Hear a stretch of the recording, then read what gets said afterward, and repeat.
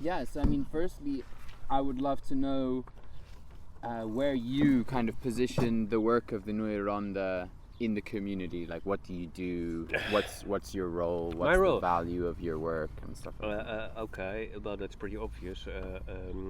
I make things work here. That's my role, yeah. And I also started the farm 1998 anyway. You figure it out how many years ago that is. Yeah, that's 22.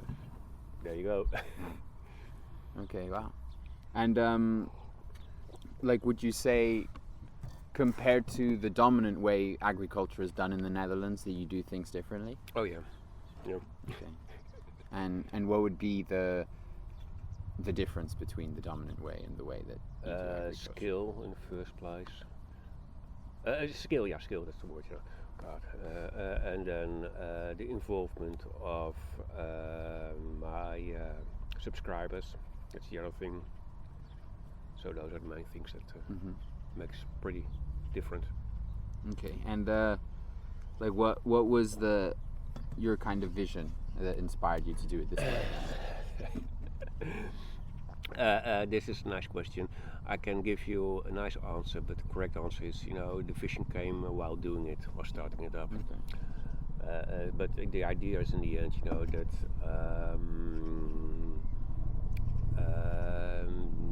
I definitely want to share some of the responsibilities for this farm.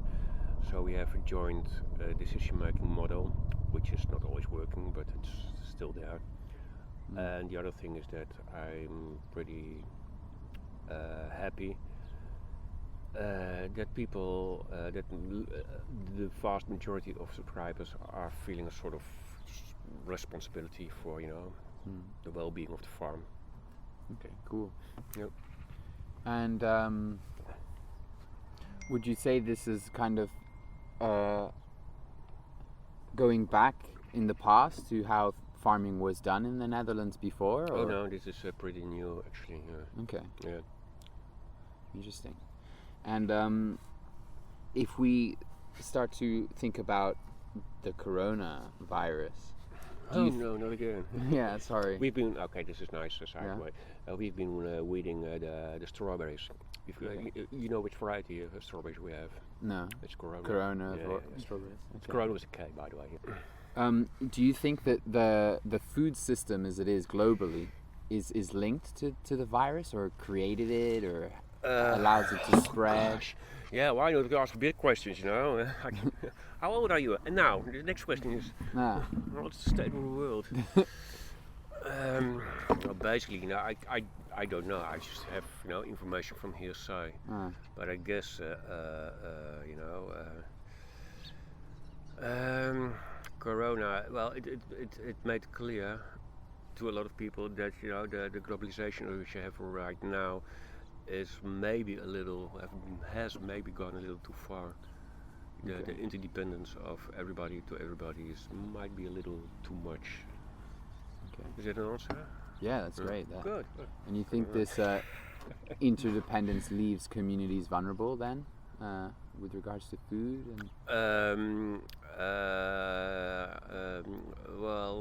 There was fear. I had this day. That was a famous day in Dutch history. We'll say later. When we're old, when Corona really, got here, there was one day in which we start. How you guys say hamster in English? Come on, Juri. Collecting the food. Yeah, panic buying. Panic buying. Yeah. That's okay. So we definitely suffered a few days of panic buying here in Netherlands. So there was this fear, definitely. I don't think there was any problem. Has been any problem. But there has been some interesting outcomes. For example, that I'm hearing from everybody that the interest of in locally produced food has increased dramatically at the moment. I'm not quite sure because this is sort of closed system. So I don't know.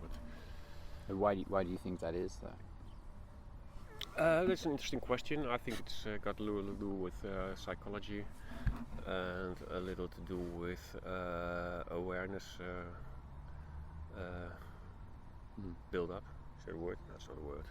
Yo, you figure it out. Yeah, I'll figure it out. Again, and did your work change at all?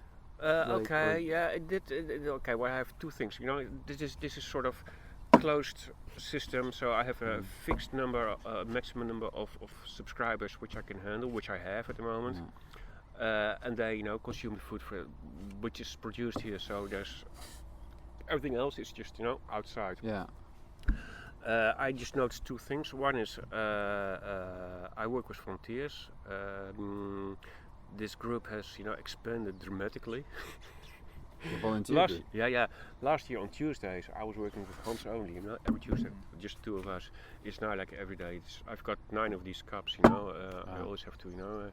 No, you have a cup of tea, and no, you can't have tea now because the cup is occupied. Okay. This is also not completely true, but this is the idea.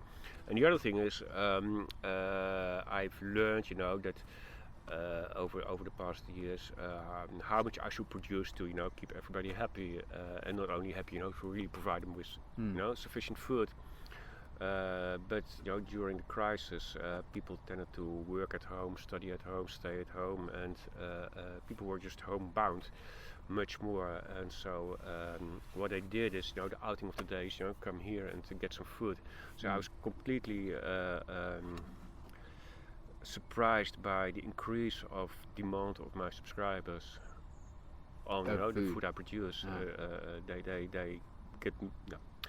They use their subscriptions more intensely than ever before. Okay, and that's been difficult for you, I imagine? Or? Yeah, because I wasn't expecting this at all, you know. I started this and I planned this, and I have this number of subscribers, and I can't change anything anymore, you know, because I can't increase in size or get rid of subscribers by shooting them or something. Yeah. Okay, but I mean, if you think about the, was it Harmela? The hamsteren? Hamsteren, yeah, hamsteren. Right, like here, almost your subscribers don't have to go hamsteren because they know that every week you have food for them. Okay, yeah, but the secret is people don't hamster if they are pretty sure about it. So my aim is always to have a little overproduction, so that whenever you come here as a subscriber,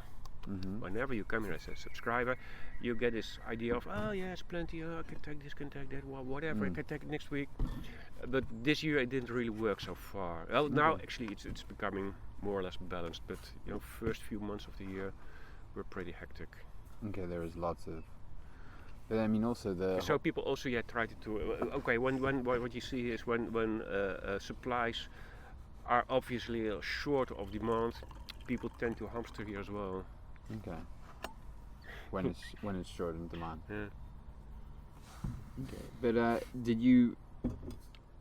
I mean, this is quite interesting because I mean, I'm asking shops and farmers who sell to shops if their networks have changed, or if their networks, like connections with farmers, have gotten stronger because of the crisis. But obviously here you don't have network with the shop. But what about your connection with the subscribers? Has that gotten? No, it's the same. It's the same. Yeah. Okay. The idea is that, you know, they can come in, can go out whenever they want, and I tend, you know, to have some sort of meaningful communication with them at some point. Not every day, you know. And that's the way it was, and that's the way it is. So basically, nothing changed. Okay. And but has, like, if you would you say you have a vision of what food should be like, what food production should be like? That's I have a vision on what makes me happy to, you know, produce food, which is basically on a way in a way I do it here, because you know, it's not, of course, a surprise, but I think one of the problems in agriculture is the alienation between, you know, the farming community and the society in general, which is basically, I think, pretty bad thing that happened, and which may in the future, you know, really be a threat to the future of farming. And what we do here is we have a strong relation with, our consumers, and we are sort of part of society here. And I think that's one of the strong points of what we do here. Okay. Do you think the kind of the virus encouraged people, as you said, to look for more subscriptions, to buy more locally? So do you think that can confront the alienation between people and farmers? Or? Yeah, I think it will. Yeah. But anyway, it's like 100 years ago, everybody had, part of the family was involved in farming, and nowadays, those families are extremely rare. Nobody knows any farmer anymore personally, and the other thing is, farmers, they tend to, close their community as well. They feel threatened, and they turn to each other. And they don't really open towards society. Especially, we have some recent developments on deposition of nitrogen in everywhere. When it was clear, that farming is sort of responsible for 80 or 90% of this problem. Farmers tend, to say, "Oh, no, it's not us. Don't look at us. We are okay."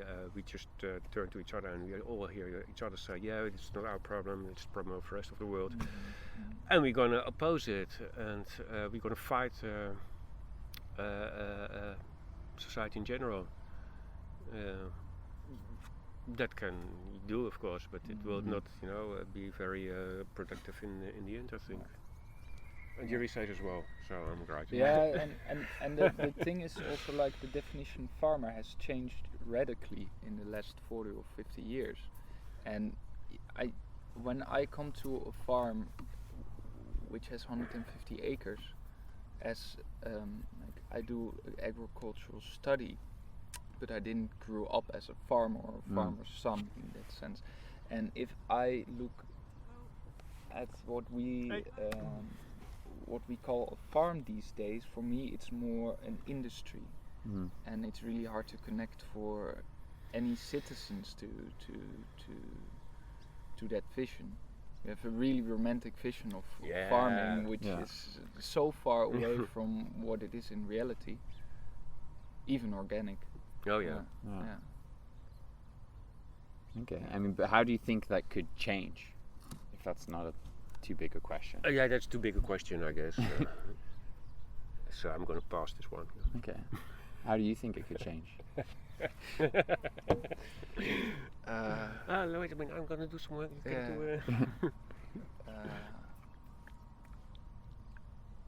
Well, I think in the end, for example, for meat production, I think it's a good way to look at that. There's a lot of criticism towards it. Which the pigs and meat meat production. I just didn't get the word. And you see a radical movement right now rising up, who's also becoming mainstream, of vegetarians and veganism, and a big opposition against that.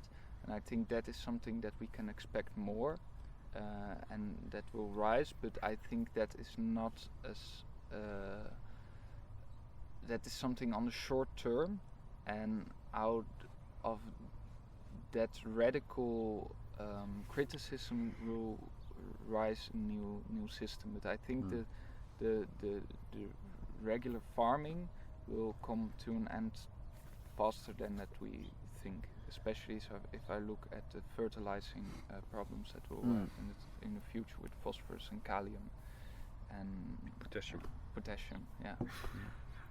and the lack of circulation, and But what the future will be, I hope more locally based, but the question is also, do people really want to spend extra money for it? And of course, this country has a strong tradition for extreme cheap food, and there's still, a huge demand for cheap food, Yeah.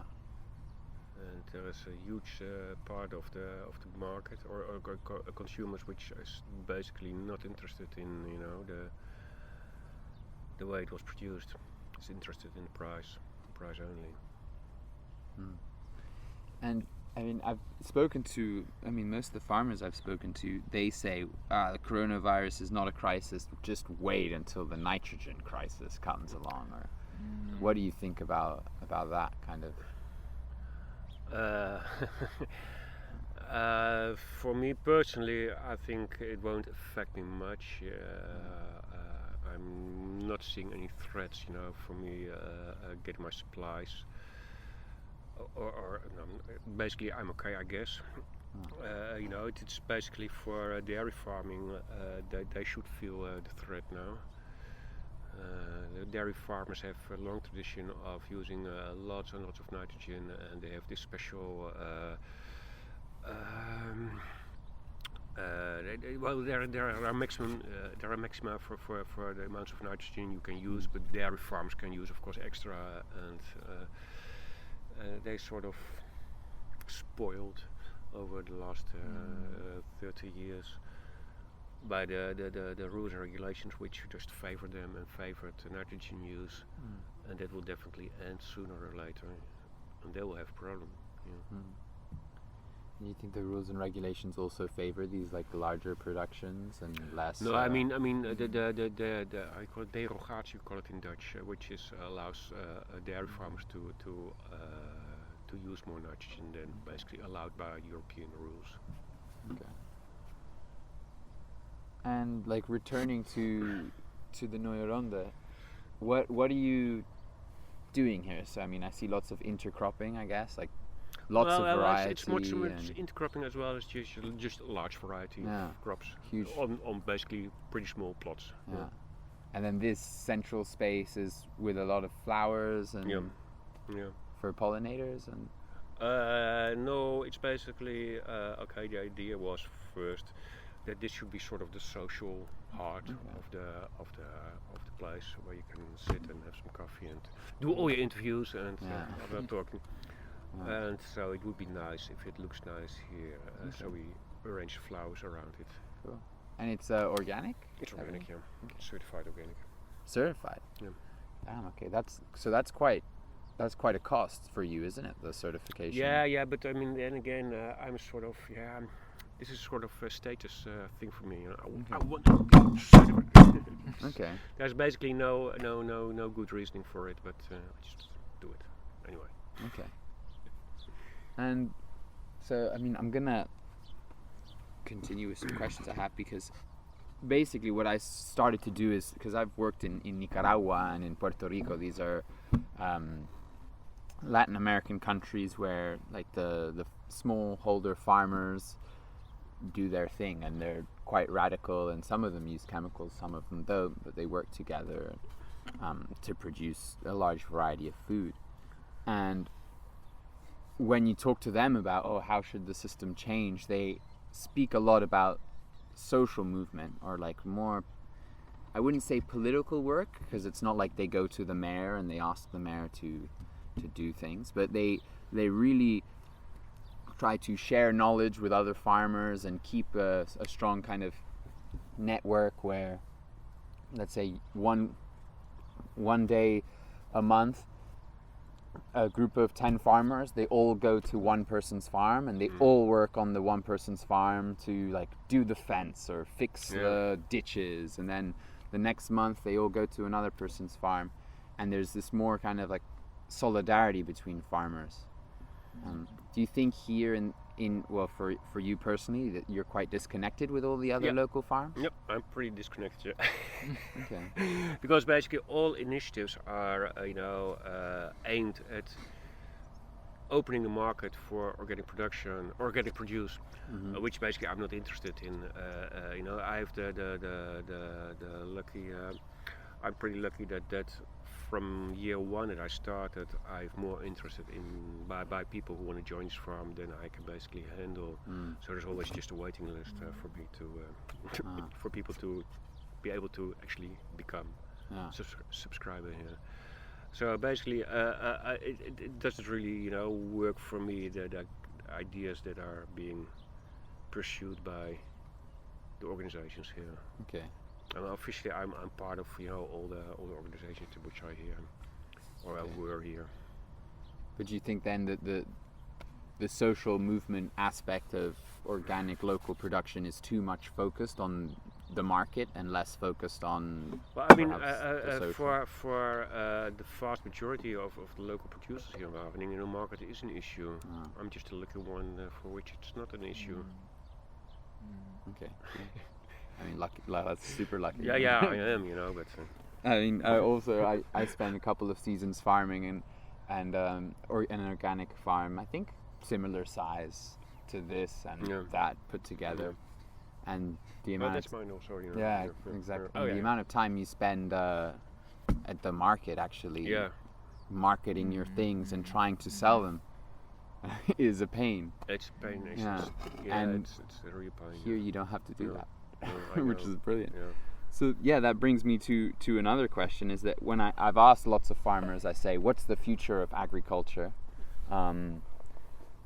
Where do you think the future of agriculture is happening already? And a lot of them have said, the Neue Ronde. Which of course extremely right, yeah. So I was wondering what your opinion is. I was who are saying this? I've never hear anybody saying this to me straight in the face. So no. Wow, I always hear, well, this is too small. It's not professionally. I don't know. Okay. For example, Juri is doing his internship here, and he is doing study or school? It's a study. It's a study. He's becoming an organic farmer, right? Yeah. Okay. And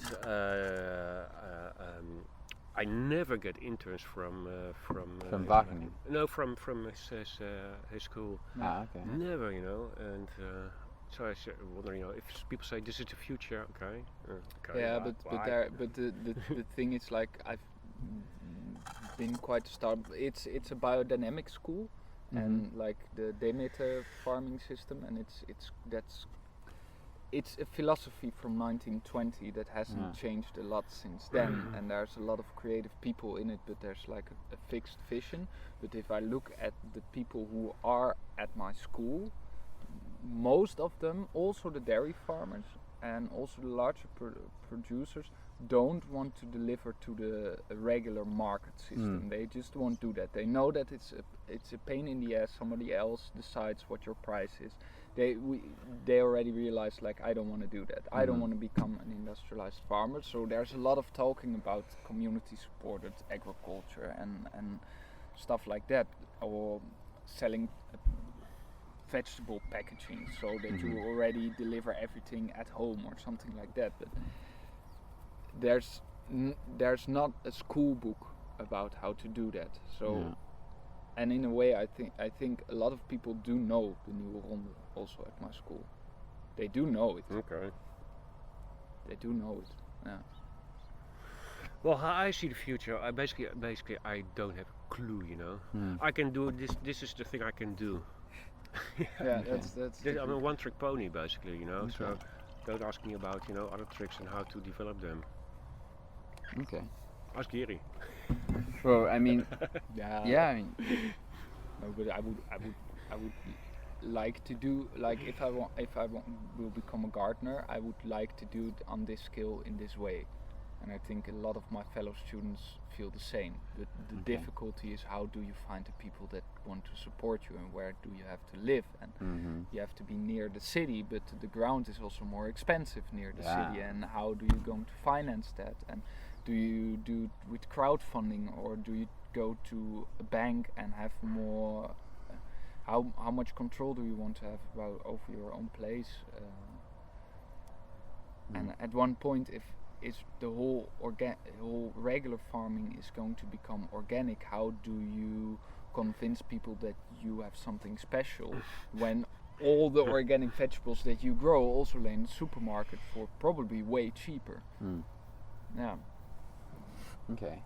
I mean, I guess access access to land for you is much harder than it was for you, perhaps, or I have no idea. I just was pretty lucky also in Yeah. that phase when I started up.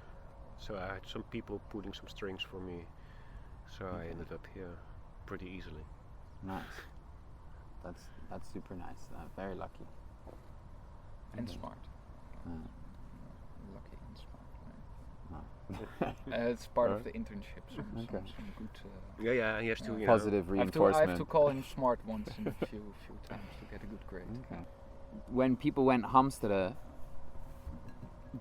I don't know if you go to the Albert Heijn or anything. Actually, but- I was in the Jumbo, by the way. I had no idea what was going on because I was here just all day, and in the end of the day, I just go to the supermarket to do some shopping, and I got all into this frenzy. And actually, it was pretty hard to disconnect from it. So I got myself also an extra package of toilet paper, which I had to fight. It's no. It was pretty strange. Yeah, it was a strange day. Hmm. So what was your question anyway? It was Yeah, well, the question was kind of what does that make you think about the vulnerability of our society, perhaps, or of our food supply, perhaps, of the general public, because Yeah. obviously, okay, yeah. So basically, I think we have gone a little too confident, that everything has been arranged for it neatly and comfortably, so we don't have to worry about anything. And it would be nice, if people have some questions about it, because it gives us the opportunity also to rearrange things and aim for something which is more sustainable in the end. But the other thing I want to stress is basically because when people come here, I'm going to tell you the secret of this farm. What we did before is also, we had been having self-harvesting subscribers. We also did some, the The food boxes. boxes. Yeah. There's three interesting differences that the feeling of involvement among the people who have a box is much smaller compared to the ones who actually come here. What they do is they walk over the fields because they have to, or they Yeah. get nothing, which is also fine. But if you want something, you have to walk over the fields. yeah.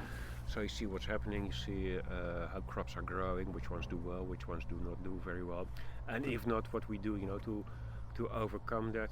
And also in general, they see what we do, to make things work. And if you have a new subscriber, he'll come here and say, okay, well, I'm just going to wait and see if it's really good as they say, which is fine, of course. And they go around here the first few months, and when they do, they talk about the farm and the vegetables, and somewhere after a few months, there's always a sort of switch psychologically from which they stop talking about the farm and the food and also the farmer and the student on internship. They start talking about our food, our place, our farmer, our Juri. And so the thing is, they feel sort of, sort of emotional ownership of this place. And because they feel that, they feel a sort of responsibility also, to make sure that, well, anyway, to some extent, that things go well here, and not to behave here in the way they should behave at the supermarket when Hamsteren is there. Okay, so I mean that's countering the alienation you were talking about. Yeah. I mean that's the Yeah. opposite. That's, Yeah. So you think that's would you? But I mean, the secret is that you have some sort of emotional ownership amongst my Okay. subscribers of this place. Cool. Yeah. And you think that's the key then, perhaps, for me, change? that is well, okay. I don't know if that's the key for change. That's the key for me to make things work here, and why things are here is pretty stable. Super. Okay. Fantastic. Yeah. Yeah, I mean, so it's interesting because I guess farming, perhaps at the moment, is the last front of like local production of things, right? Because otherwise, it's all your tools. You have to get them from somewhere else. Yep, your machines from somewhere else, Yeah. but still, food is the most stubborn people, perhaps. Yeah, I guess, yeah. It's also, pretty archaic. Is that a word in English? Archaic? Like ancient. Ancient, Yeah. that's the word, yeah. Archaic. Thank you very much. Ancient way of production, We have, I think we are very modern, but basically what we do is not so much different as, 500 years ago. Okay. But in terms of producing like this, or Yeah, of course, yeah, basically the a lot of ideas are still the same, and we just, do everything much more efficient and better tools and larger areas and stuff, but basically the concept of agriculture is pretty ancient, yeah. And the other thing is, well, there are a lot of farmers are these days call themselves entrepreneurs.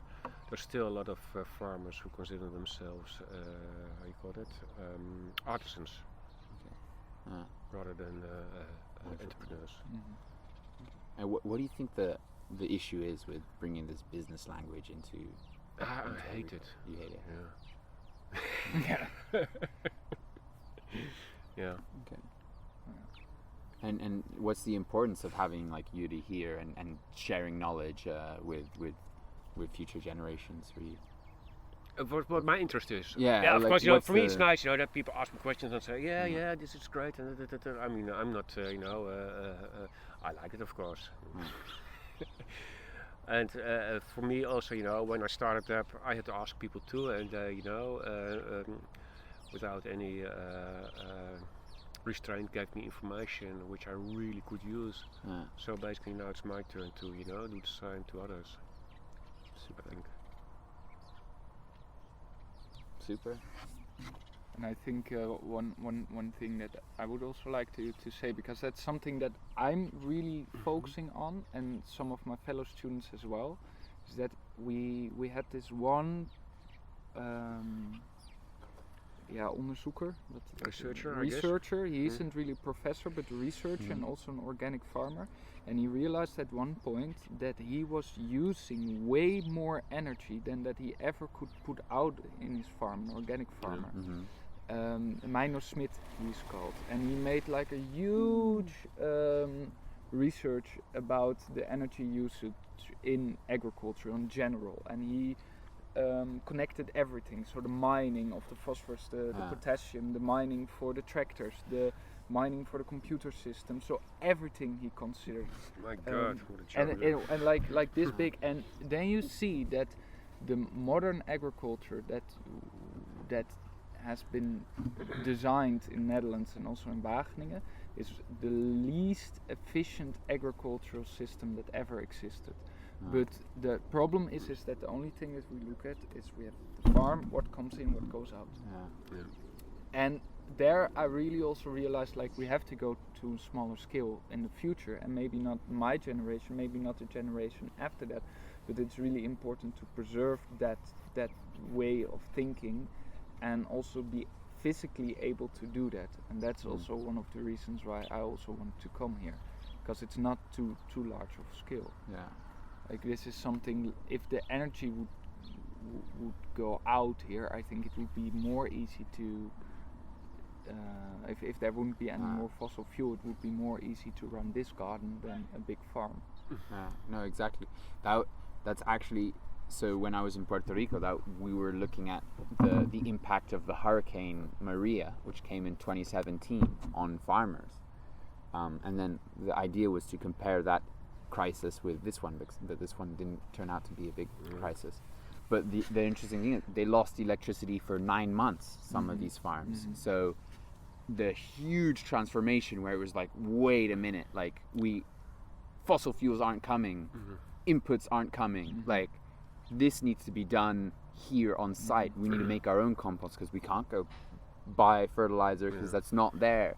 So there the impact was huge, I think, on people's imaginations of what is necessary for the future of agriculture. You know, tractor, no gasoline for the tractor. Fuck, like we gotta use You just and all of this stuff, and it was very interesting to see how the farmers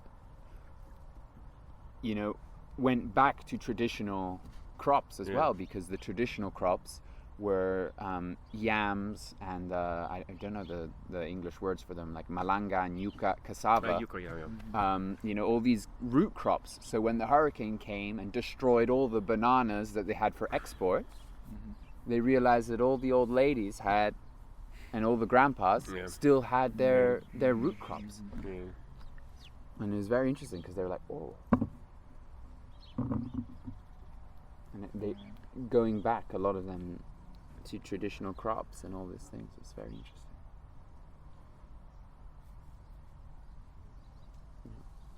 It's a beautiful Friday afternoon compared to In the end, it Yeah. turns out to be, which is quite a surprise.